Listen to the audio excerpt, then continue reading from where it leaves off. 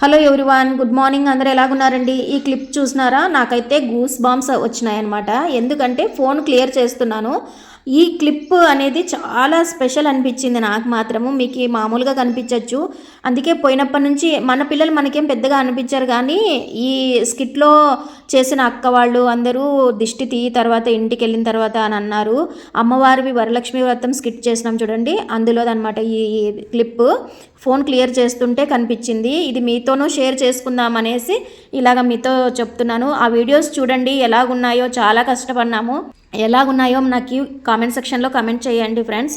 ఇది మాత్రం అసలు అన్ఎక్స్పెక్టెడ్గా ఆ పాప లోపలికి వస్తుంది అలా స్మైల్తో.